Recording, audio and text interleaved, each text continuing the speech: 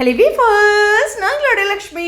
நீங்கள் பார்த்துருக்கிறது 0% லைஃப்பில் இந்த மாதிரி சின்ன சின்ன விஷயங்களும் நம்ம ஏன் சீரியலில் கனெக்ட் பண்ணி கேட்குறோம் அப்படின்னா, அதாவது லைஃப்பில் நடக்கிறத விட நம்ம சீரியலில் கேட்குறோன்னா நிஜத்தில் தான் ஒன்றும் நடக்கலை, இங்கேயாச்சும் கேள்வி கேட்கலாம் அப்படிங்கிற ஒரு விஷயம் தான் இல்லையா பாயிண்ட்.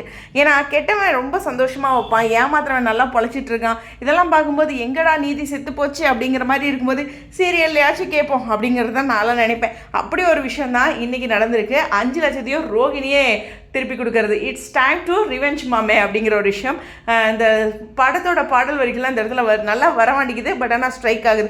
ஓகே, இந்த இடத்துல ரொம்ப சூப்பராக முத்துவோடைய நகர்வுகள், ஆனால் இதில் டேரக்டரோட நகர்வுகள் தான். ஏன்னா முத்துக்குமே இதை தெரியாமல் தான் ட்விஸ்ட் பண்ணி விடுறாரு. இதில் பின்னாடி ரோஹிணி இருக்காங்கங்கிறது ஆடியன்ஸ்க்கும் டேரக்டருக்கும் உள்ள ஒரு கனெக்ஷன் மட்டும்தான், இது முத்துக்குமே தெரியல. ஸோ இந்த இடத்துல வந்து இந்த 5 லட்சத்தை அவர் எப்படி கொண்டு வராரு அப்படிங்கிறது டேரக்டரோட வியூ, அதாவது கதைக்குழுவோட ஒரு வியூ.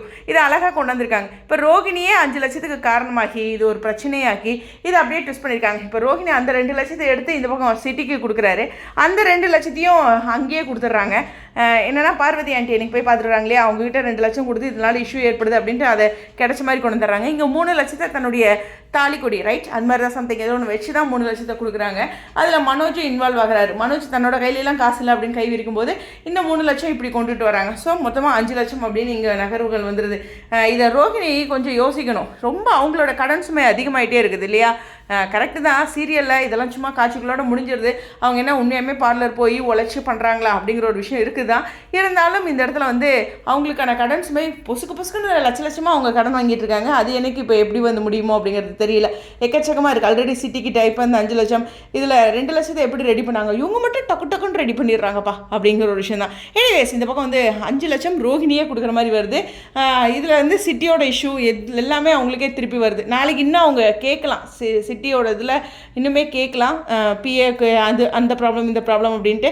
இருந்தாலும் அவங்களுடைய இந்த நகர்வுகளில் கொஞ்ச நாளைக்கு அந்த பர்சன் வரமாட்டாங்க அப்படிங்கிற மாதிரி கொண்டு வந்திருக்காங்க. அது மட்டும் ரோஹிணி சைடில் ஒரு பாசிட்டிவாக இருக்குது. அதாவது இந்த பிஏவோட தொந்தரவு கொஞ்ச நாள் இல்லாமல் காட்சிகளை கொண்டு வராங்கன்ட்டு, அதுவும் ஒரு நாள் இப்படி சிட்டியை வச்சு பண்ணினேன் அப்படிங்கிற மாதிரி மிரட்டுற மாதிரியும் வரலாம். ஓகேவா, அது ஒரு பாயிண்ட். இது இந்த பக்கம் இப்போ பார்த்தீங்கன்னா 5 லட்சம் நம்மளுடைய முத்து அண்ட் மீனாவுக்கு சரியாகுது. ரொம்ப முக்கியமான விஷயம் சம்திங், முத்துவோட அம்மா மீனாவுடைய அம்மாவும் சில விஷயங்கள்லாம் வச்சு அவங்களாம் கொடுத்தாங்க. எல்லாத்துக்குமே முத்து வந்து மறுபடியும் திருப்பி கொடுத்துருவாரு. அது மாதிரி அவர் கார் ரிலேட்டடாக சம்திங் ஏதோ வச்சுருக்காரு இல்லையா, அதுவும் எல்லாத்தையும் மீட்டுருவாங்க. இது மாதிரி அவங்களோட சைடில் இருந்துடும்.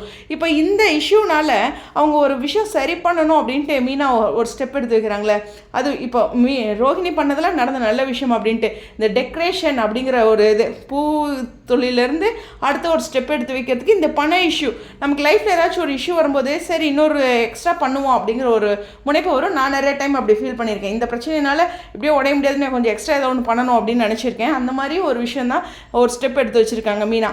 ஸோ இப்போ அவங்களுக்கு இந்த இஷ்யூவில் நமக்கு என்ன ஆதாயம் அப்படிங்கும்போது அடுத்த ஒரு டெக்கரேஷன் அப்படிங்கிறது. ஸோ இதன் மூலமாக சீக்கிரம் அவங்க மணி திரட்டும் போது அங்கே மேலே வீடு கட்டிடுவாங்க அப்படிங்கிற ஒரு விஷயம் தான். ஸோ அடுத்த ஒரு கதையோட ஒரு அழகான ஒரு ட்விஸ்ட் அப்படிங்கிறது ரொம்ப ஹாப்பிங்க. ரோஹிணி இந்த 5 லட்சத்துக்கு சிக்கினது அப்படிங்கிற ஒரு விஷயம் தான். அது மட்டும் இல்லை, இனி எப்போதுமே இந்த திருட்டு குடும்பம் சம்திங் ஏதாச்சும் சொல்லக்கூடாது அப்படிங்கிற மாதிரி ஒரு பாயிண்ட்டும் வந்து முத்துக்கு கிடைச்சிருச்சு. மீனாவோட ஃபேமிலியோ மீனாவையோ எப்போ பார்த்தாலும், ஏன்னா இந்த 2 லட்சத்தை முத்து டார்கெட் பண்ணிடுவார்.